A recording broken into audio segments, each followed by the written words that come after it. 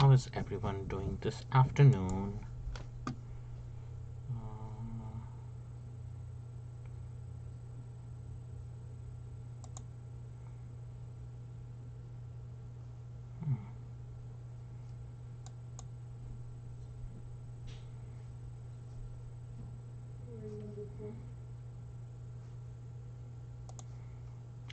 Hey Michael, hold on just a second.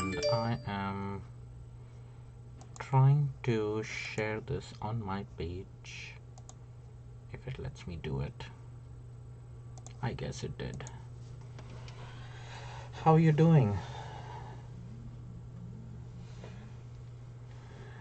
I'm sitting here, core spinning,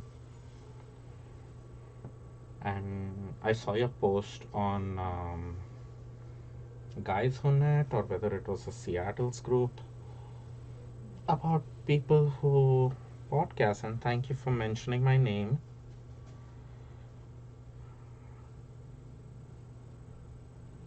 I hope you can hear me. Yeah, it looks like the volume is going through.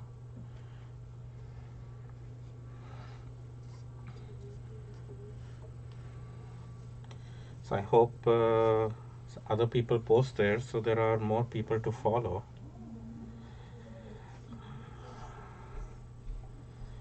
So I am core spinning.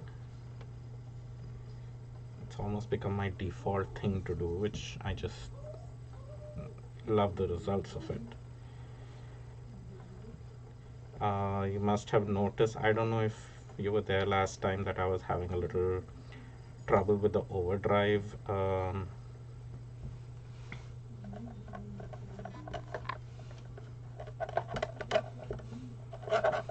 stuck here.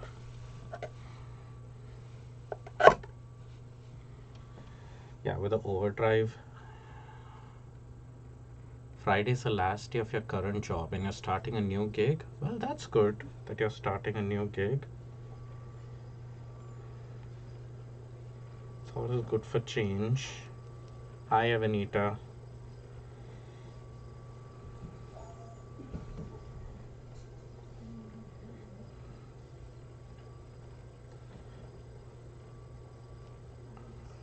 This was a bat I put together when I attended the wire spinning workshop. Can you all hear Casper in the background? This is a huge bobbin. It is, I think it's a 1 pound capacity, and on the overdrive, on the aura, it feels like I'm spinning on the regular bobbin. There's really no difference, no extra effort. And the last time I was with the original bobbins, I was having a little bit of trouble with spin back happening, but with these new ones, it's just perfect. And you can see that it's very silent. Uh, there is hardly any sound from the wheel or the bobbin.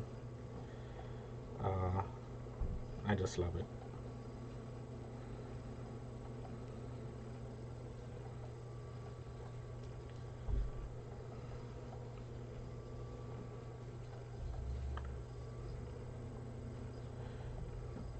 Yeah, the multiple camera setup does help. I still am kind of experimenting a little bit with, where I want the cameras to be. Actually, today I wanted to try something. Oh, shoot, I forgot. I wanted to do an overhead camera. So you'd kind of be seeing exactly as to what I see. Uh, when doing the setup, I don't think I can do it right now. It would require some stuff. Well, the actually the mic is closer to the wheel it is to me. The fact is that the wheel is actually not making any noise at all. Um, there was a fault in one of the bobbins which was kept in storage for a long time, and that was the one which was rattling a little bit. But switch to the other bobbin and it is absolutely fine.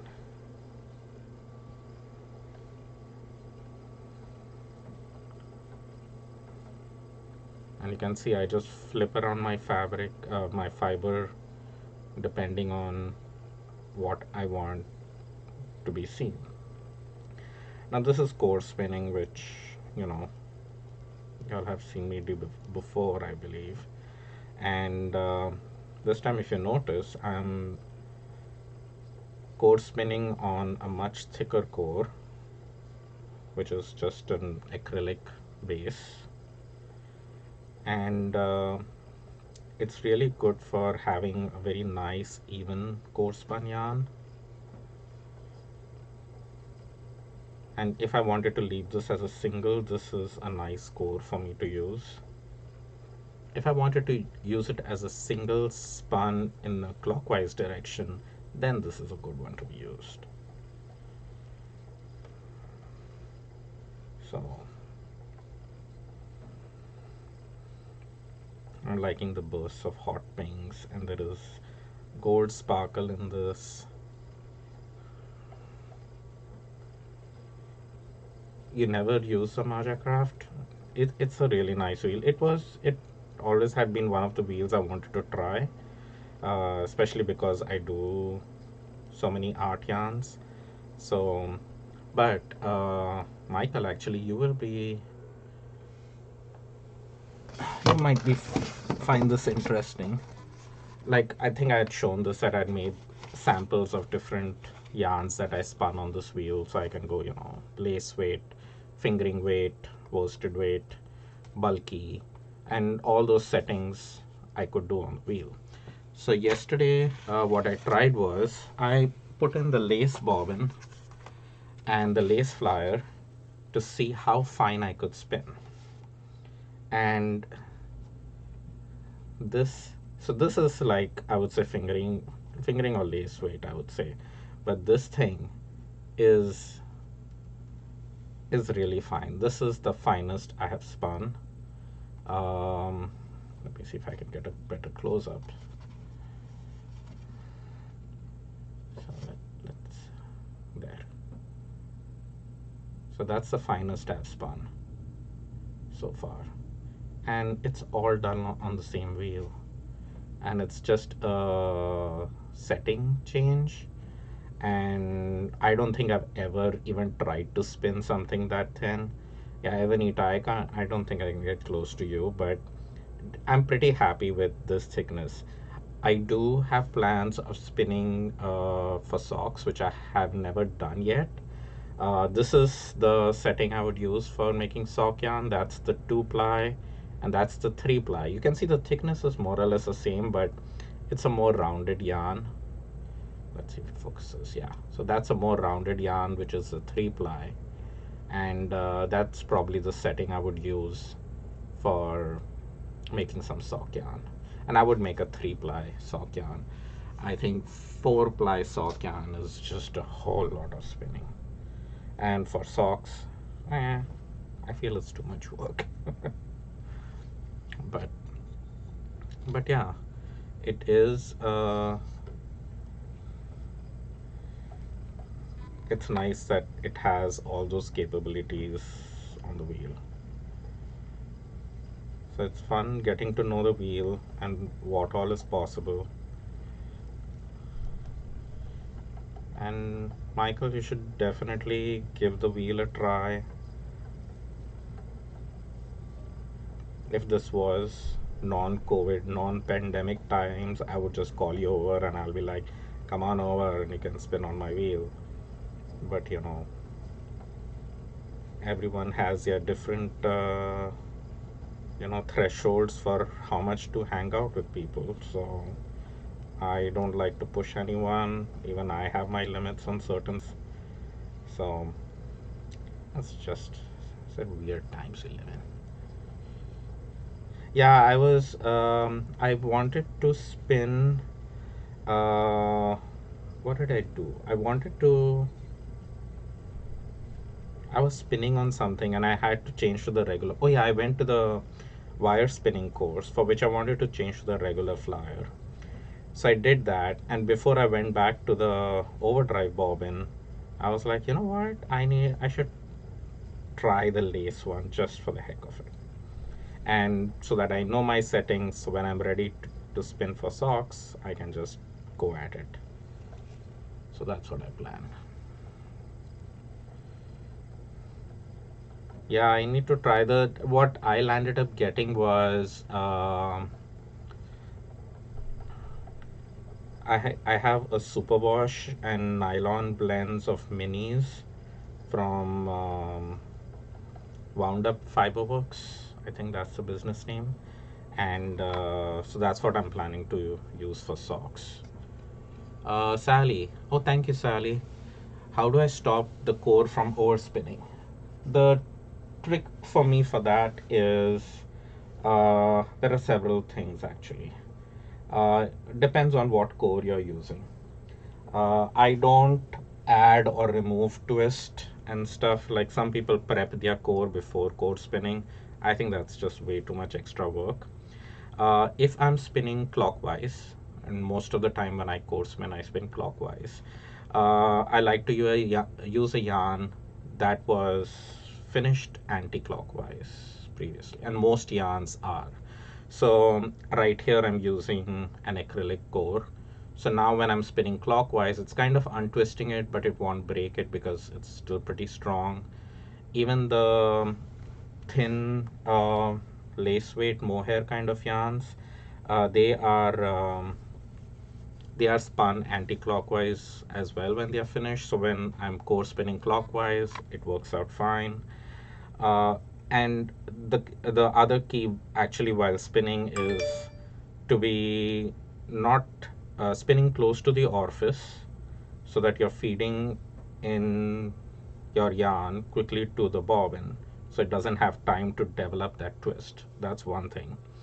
Treadle slowly and don't have a death grip on your core.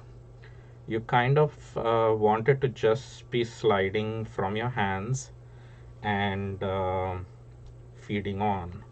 So I just attenuated my fiber a little bit and I'll show you what I mean, how I hold my fiber.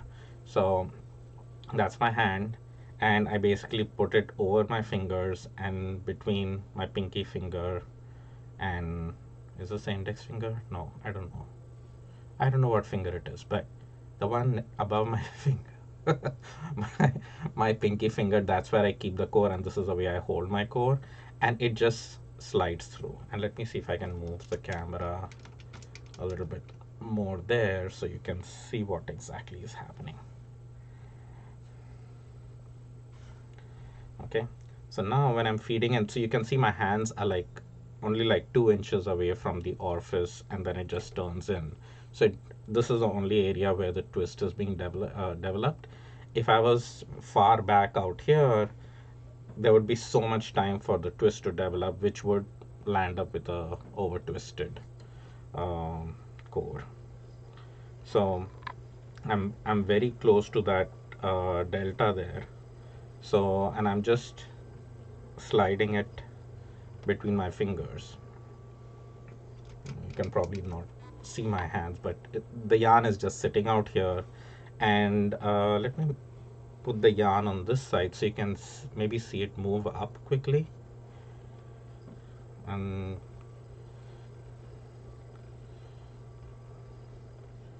you can see with every time I let go of the yarn, it just feeds in. I'm not holding it back at all. Uh, Sometimes when that happens, you can land up getting a very fuzzy yarn because you're just kind of letting go of it. The one way you can make your yarn look neater is basically putting this finger above, this is something I learned from Susie, is what happens is the fiber gets compressed against the core, and that makes a much nice and cleaner core spun yarn. So if I didn't move that finger, you'll see it'll just become a fluffy yarn, and I'll show you for a bit. So right now, if I don't put that finger down there, you can see the yarn will get thick and thin and fuzzy like that. You can see how open it is there. And then if I just move my finger up, it tightens up and it just gets compressed closer to the core. But in either case, I'm not holding back on the yarn at all. I'm just letting it go.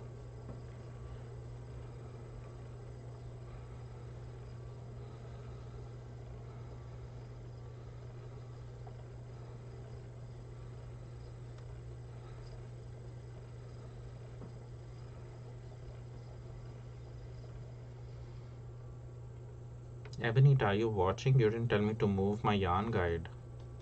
I thought that was your job. Piling on yarn in one spot. That's not a good thing.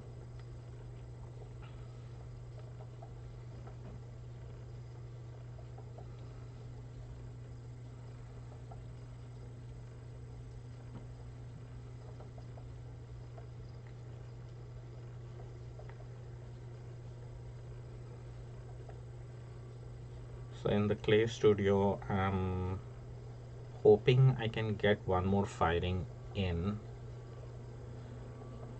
Yeah, the death grip is definitely a problem. You kind of need to reach a point where the take up is good, but the take up is not so much that you have a death grip on the core yarn, but at the same time you want the yarn to just feed in quickly onto the bobbin as soon as you let go. So there is that. And there are more than one ways to kind of fix it, even if you do have an overspun yarn, you know. Few things that have worked for me in the past. In the past, I used to land up putting a lot of twist into my yarn. So the very first thing I would do is definitely steam your yarn. That in most cases just takes out any extra twist. Like even this yarn, I'll definitely steam it. The steaming takes out even the slightest bit of extra twist there is that I do get. It takes that out as well. If that doesn't work, you can do a wash. Uh, you can do a hot wash and then a cold. Thank you, Julie. I know it's my favorite way to spin as well. Yeah, spinning closer to the orifice definitely helps. And like I said, if you do land up with the extra twist, you can do a hot and a cold wash, which kind of compacts the fiber close to the core as well. It, like, kind of folds it a little bit, and it removes the extra twist. Now, after that, if you have folded and you still feel that there is still some twist in it, then you can spin that yarn in the opposite direction on the wheel again. Just remove that extra twist. And what you'll realize is that makes a really soft yarn. It'll get balanced, that's a good thing, and it won't fall apart because you have folded, but because you kind of spin it in the opposite direction, all that felted fiber around the core, it gets softer and fluffier, and it makes a very soft yarn. So that's one way you can, it can be beneficial to actually overspin your core so you can do the fulling and untwisting later.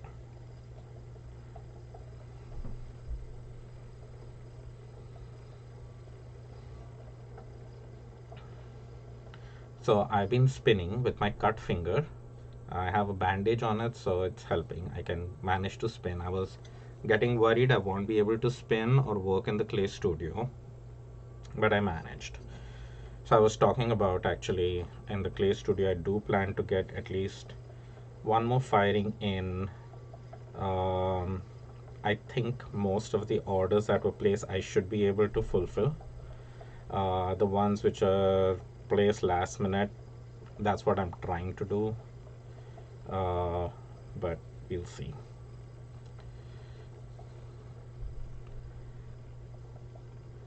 Yeah, the unspinning after fulling it, I kind of picked up on that from one of the things mentioned by um, Judith McKenzie. You know her, Michael. But basically, she talks about doing that for when you spin singles. So when you have spun a singles yarn, it's definitely has some twist in it. You can do the fulling and then unspin it.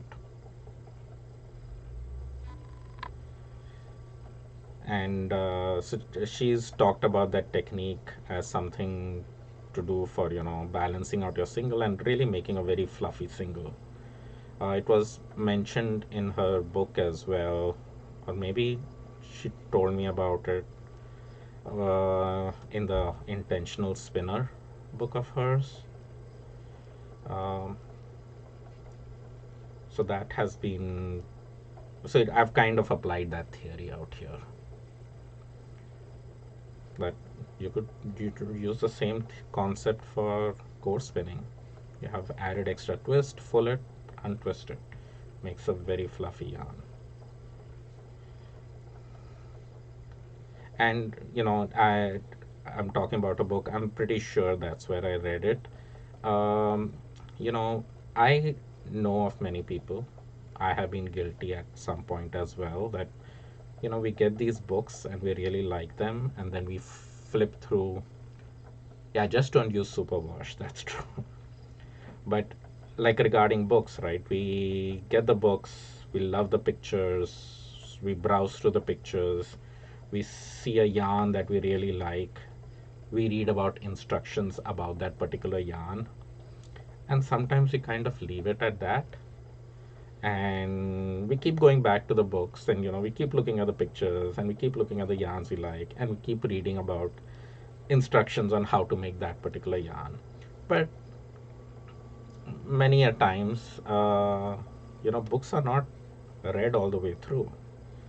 Like you might be reading parts of it, skipping through some, and everything. I have picked up on so many things, so many tips and tricks by reading uh, these books, like page to page, word by word, like reading everything that's mentioned in a text box, everything that's mentioned in the big text paragraph, which is talking about the introduction and introducing you to materials and all of that. Because sometimes we feel that, oh yeah, I know that part.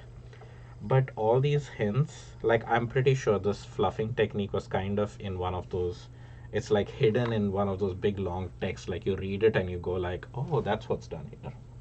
So I encourage people to just read uh, books like word by word, page by page, and you'll gather so much more stuff.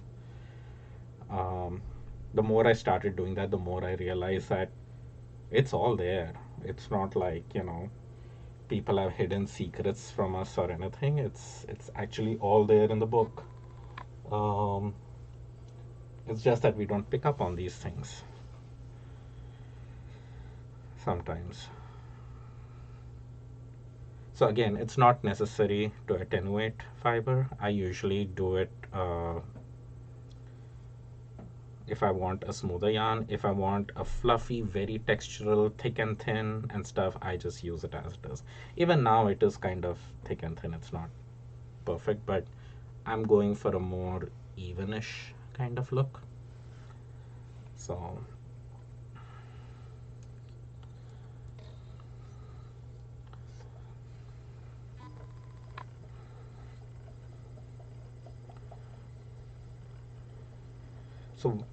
one thing I was thinking, and I see there are few people. Yeah, Ply magazine is good for that too. Yeah, and Ply magazine is also one of those magazines which I've loved and I've kept them. But usually those magazines are kind of based on, like, every issue is based on one particular technique or a particular kind of yarn, or it's based on a particular topic. And when that topic is of not much interest to me, I have not gone through it much. But when it is of interest to me, I read every article in that stuff. Same with any magazine or book, you know.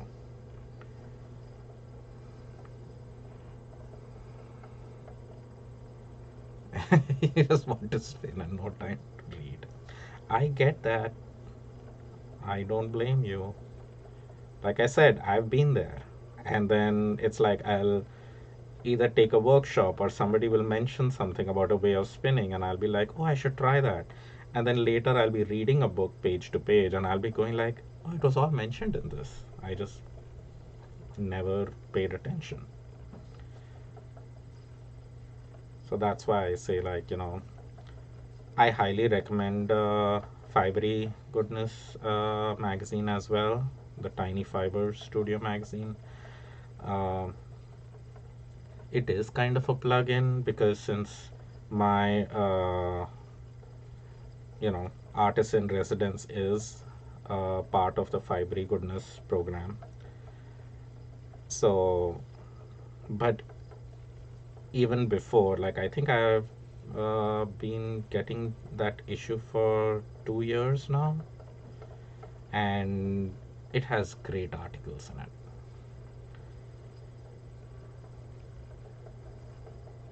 And I'm sure some of you over here know Evanita. She does some of the photography stuff, writes articles as well. And if you have seen any of her pictures and a perfectly wound up bobbins, in the latest issue, she has an article on that. And subconsciously, I always think that, oh yeah, the way she does it, she just needs to move her yarn guide very often. But you read through all those points, and there are a lot of cool things mentioned of all the different things you should do. So it's picking up on all that, which is really beneficial.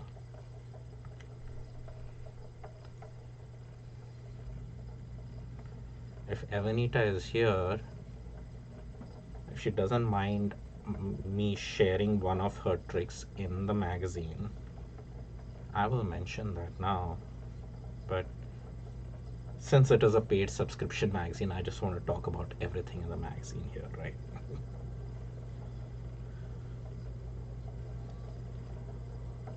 But if you're subscribed to it, definitely read through it.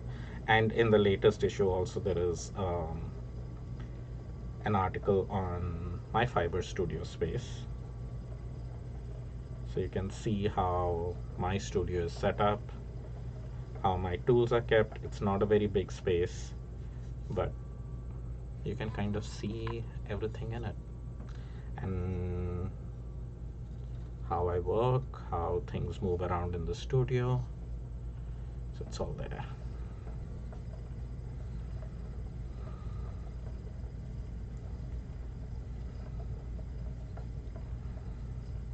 Every time I relax and move away from the orifice, I realize that, oh, I'm adding too much twist. So I have to kind of scooch up front, which means I should really move my chair up front.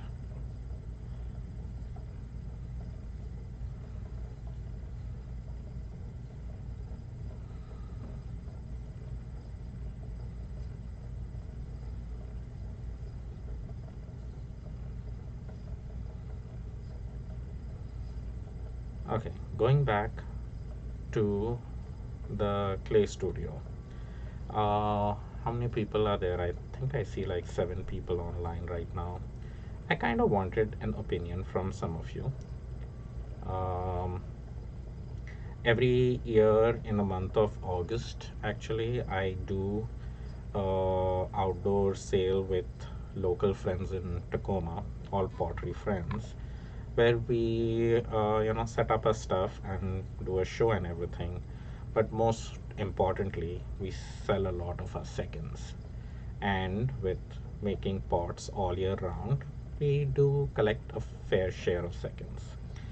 They are not perfect pieces. They are all, you know, price them 50% or even more off because they take up space. But if they were not functional, I wouldn't sell them. But if they are functional but just might have a slight flaw in it, or something of that sort, that's the show at which we sell it, and it goes pretty well.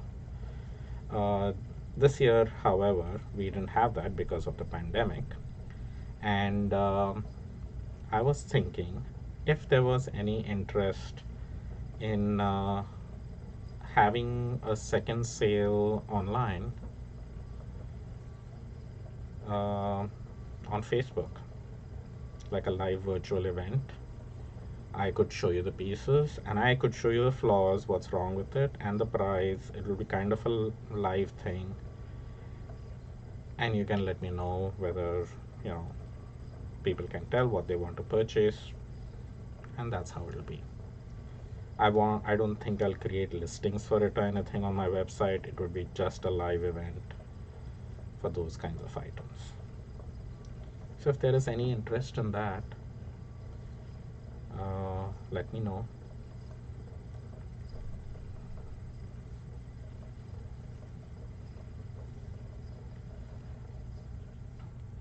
And then, you know, I can benefit from selling those things because they are still occupying space in my studio. And you can benefit from some great deals on my pottery. They are not perfect pieces, but it would be the pieces I'll end up using in my kitchen. My kitchen is filled with my seconds. Nothing wrong with them. Still use them, but there's a limit of how much of your stuff you can keep at home. So I'm thinking of maybe putting up a sale of my seconds on only if there is interest for it. I might create a poll or something and see what people have to say. And it would be pretty soon, probably this weekend or something, because holidays are right around the corner.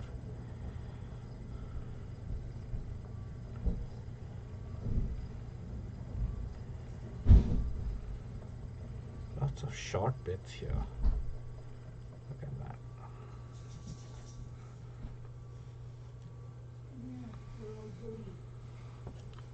Looks like Casper is back from his walk.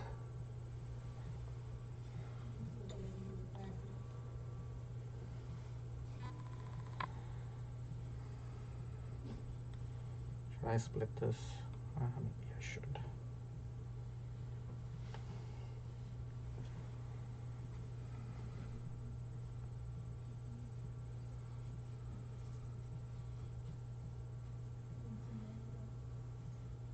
So this has some textured bits in it. You can see they're just, these are bits that were, from other bat projects or something. I just threw everything together. This bat was just kind of picked up all blues and pinks and turquoises and just threw them together with some sparkle in it, and remains of other bats which had similar colors. I kind of like such random bats. There is purple in it too, and I put gold sparkle.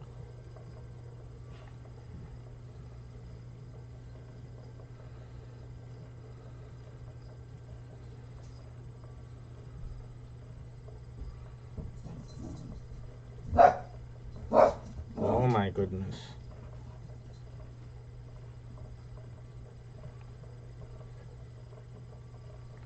He's always a little extra excited after he comes back from his walk. Now see here, if I want the gold to be seen, I put the gold towards the wheel, and that's what will appear on the yarn, and the pink and blue are almost hidden. Now they're not because The pink is in front, but see now the gold comes on top, it covers up whatever is underneath.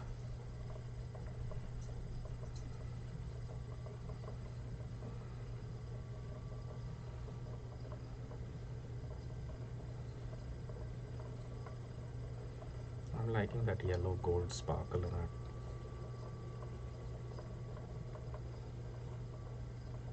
All right, Nicolene, you have to go sleep. Take care.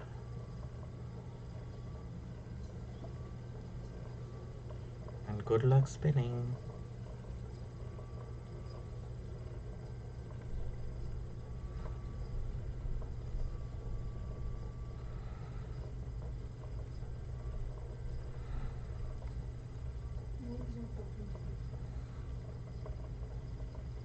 Was Casper a bad boy?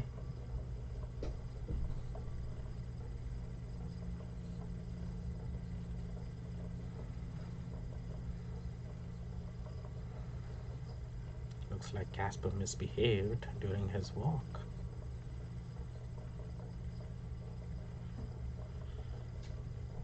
He just got a scolding from mommy.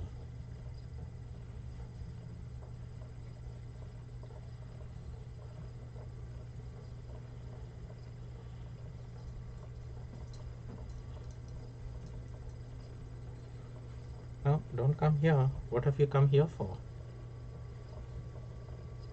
What did you do in your walk today? Huh? Did you misbehave?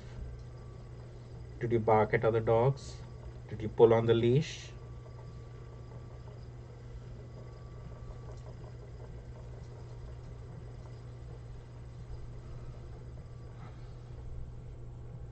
Yeah, he definitely did something.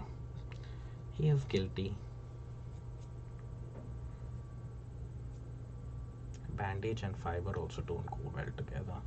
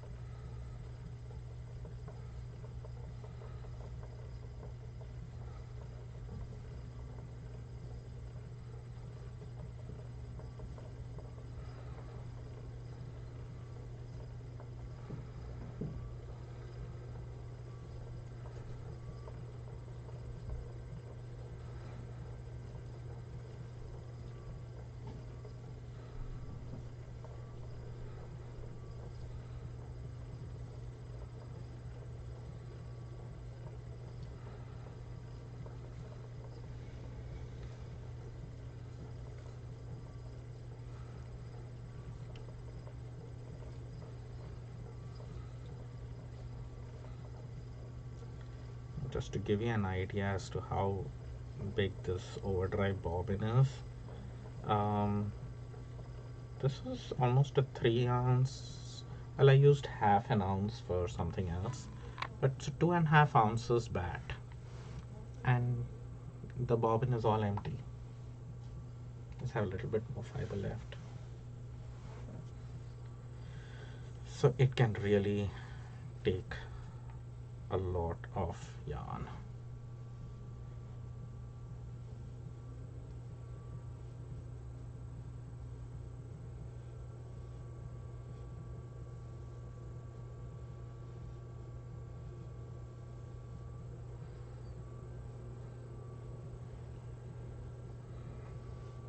Okay, so no one said anything about having a second sale.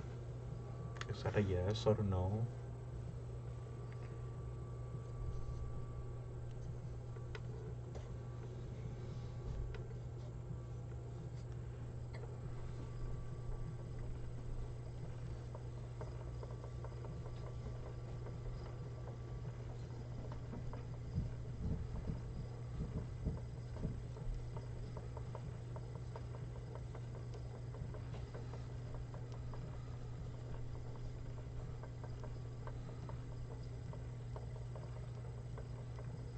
The fiber bling is nice, right, Susie?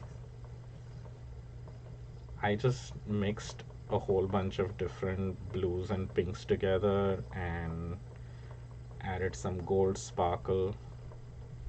And I had some bamboo nips, so I added that as well.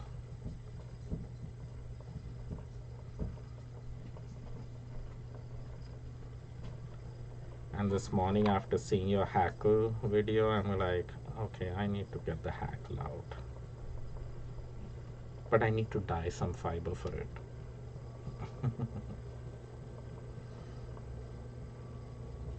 But Susie, you can see that the new bobbin is working out really well. And the mic is actually closer to the wheel than it is to me. And I don't think you can hear the wheel at all. So thank you so much for sending the new bobbins in. See, this is the bamboo fluff.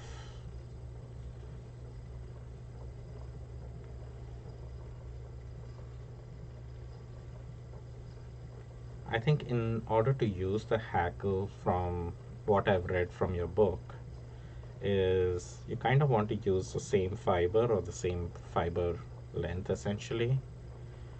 So I have a bunch of mixed fibers, mill ends and stuff, but they're all different staple length. So I kind of might need to dye some fiber, which I know is all the same staple length, and then use the hackle with that. It's a very sweet bobbin, and for the bulky, I think it's almost like a must. And I love that it is see-through, so you can kind of admire the bobbin and the yarn, through and through as well. Like I can see it through the windows, which is really nice. Because especially for the overdrive, it felt like I was just spinning on a block. I couldn't see anything. It's such a huge bobbin.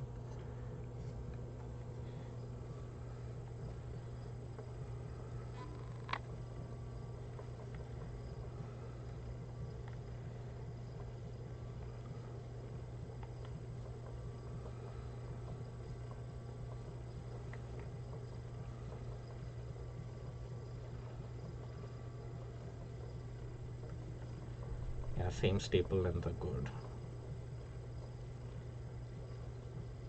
Yeah, that's what and especially when it's my first time kind of playing with the hackle, I'm kind of thinking it'll be better if I don't try to, just try to do a whole bunch of different stuff and then struggle with dizzying it out and stuff.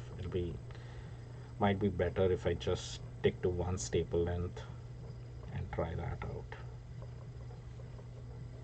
And you know how much I like spirals, so after looking at your hackle video, I'm like, and I've been trying to create, those multiple layer fibers like that to do thick and thin yarn and spirals.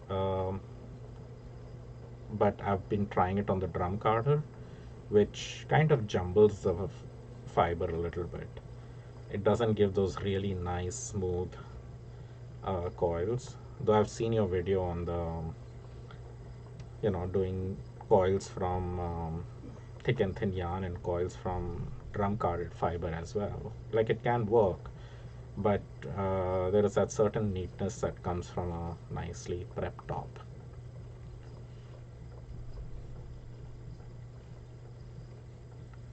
It I would really like to try the hackle and see how that experience is, because in my head I always felt like, uh, you know like you already get prepped up top, and then it feels like you again put it on that, and again you're getting top, and it's not, you cannot do so much of it at a time, so it feels like it's too much work in a way.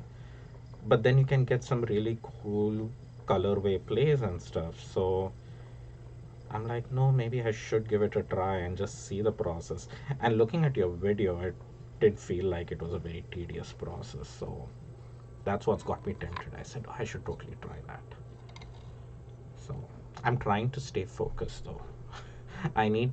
I have my bobbins pretty much nicely filling up, and sometime next week or so I'll start plying things up and finishing them up, and maybe write up some stuff on my core spinning experience with some of these yarns and what I've been doing.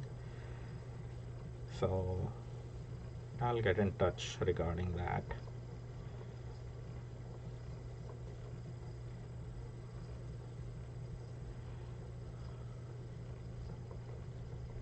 That's what I think, right? It would be like it's like spinning directly from a top that has just been pulled off. It's going to be so much more different than, a top that has been packaged, dyed, and then felted a bit and all of that. That's what has got me thinking about it, that maybe I should just try it because it'll be so smoothly prepped and freshly prepped that it'll be such a joy to spin. So I'm leaning towards it.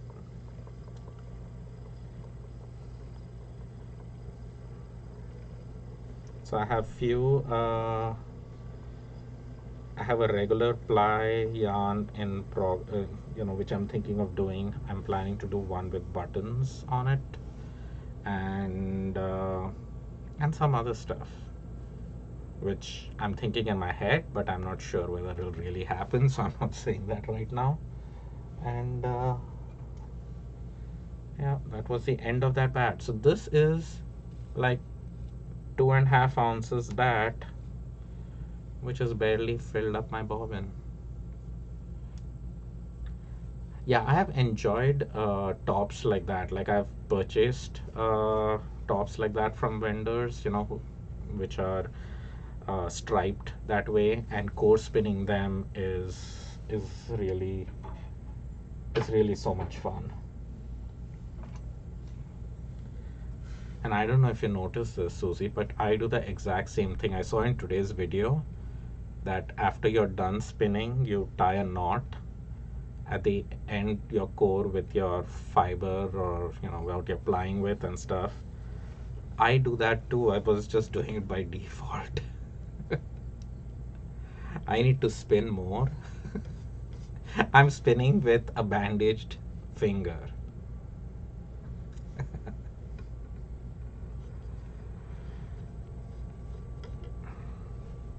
Yeah, my other bobbins are like three, almost full. No, no, it's not almost full. But this one it's not full, but this also has a bunch of core spun yarn and thick and thin. So if I've slightly compacted it, sometimes spreading it out on a sheet on your bathroom and taking a few low hot steamy showers help fluff it up. Oh yes, you're talking about top. Yes. The knot. Yes, you're not alone.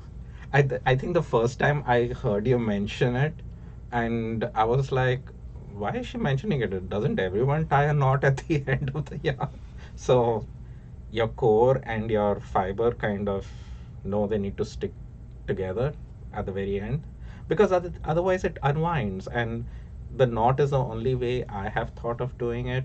I was at the wire core spinning course the other day, and she had talked a little bit about felting the end, but I'm like, that just seems a little fussy. Maybe I don't know if that'll work all the time.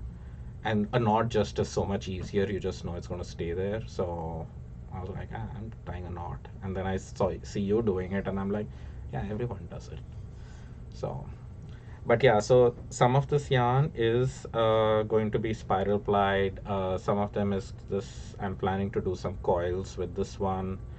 Underneath that, there is some yarn that's going to be left in singles. I have made my notes, so there is that. There is the other bobbin. Now I have 4 jumbo bobbins, right? So I can kind of distribute my stuff. Um, so this is what I have next in plan. is this particular fiber that I had spun. I could have actually kept spinning on this, but I wanted to ply this up next. So I said I'll just use the other bobbin since I had the other bobbin. But I'm planning to use these pink buttons on it. Yeah, felting would work, but a knot is just so much quicker. So I have these pink wooden buttons. Let me see if I can get a close up. And I hope they show the right side. But I'm going to use these buttons. It's all wooden buttons, which I plan to use it with this yarn when I ply it. That's what the plan is. We'll see if it works. So we'll have a buttoned up yarn. How about that? So when I do that, I'll definitely go live. Or Susie, if we want to do that as a live thing for the tiny fiber group, let me know, the tiny studio group. I keep messing up the title of your group so much. It's tiny fiber, tiny studio, fibery goodness. It's all of the above, basically. So yeah, so I'm going to see how the whole buttons in with that. I had taken a short online course on how to do buttons so that on the fly while you're applying, so that they stay in place. They don't slide around and they actually look like they are sewn on buttons. And I have a sample of some yarn I had tried with that technique. It's not very interesting because it's just plain white. To me, plain white is kind of like eh.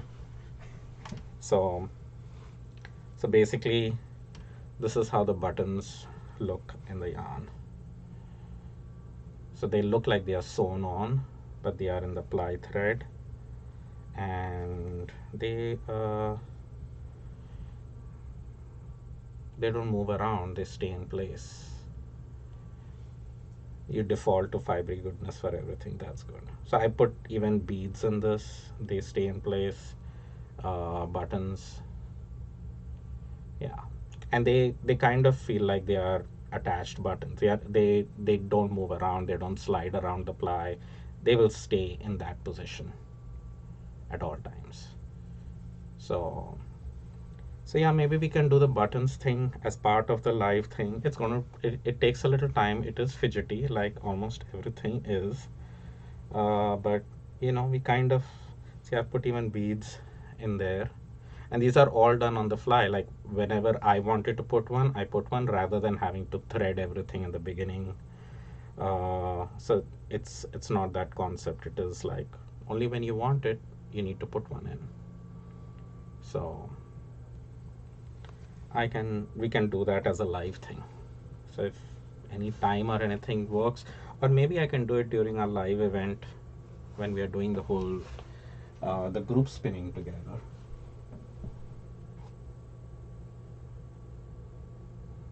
But that's holiday spinning, right? All right, I have to get going, but you never spin inclusions into yarn like that. Yeah, I do it because now I know how to. I still don't know what exactly I'll do of the yarn, but I just think it looks really cool when it has all these different elements in it. And so yeah, I have done some beads and stuff which look really neat, and the buttons is kind of like I find it there is. So the short online course I took was from I can't recollect her name, but it's my mother's daughter's handspun. She's on Instagram. She does some beautiful art yarns, and she had this, half an hour tutorial on how to add buttons. So that's where I picked that up from. So it's not my original way of doing it, but and I hope it's cool to share. But you know, If in doubt, weave the yarn. Yeah, I think that after I discovered Sauri weaving, it has been my quick go-to for everything. It's like, oh, I can always stick it in to some weaving. It'll be fine. I don't have to think of a whole knitted project with it or anything. You stick it in weaving, it's fine. All right. I have a doctor's appointment actually for which I should have left 3 minutes back. So I'm running a little late. But thank you for joining me. Thank you, Susie. Thanks, Michael. And I will see you all again next time. And hopefully, when I'm doing the buttons next. All right. Take care. Bye.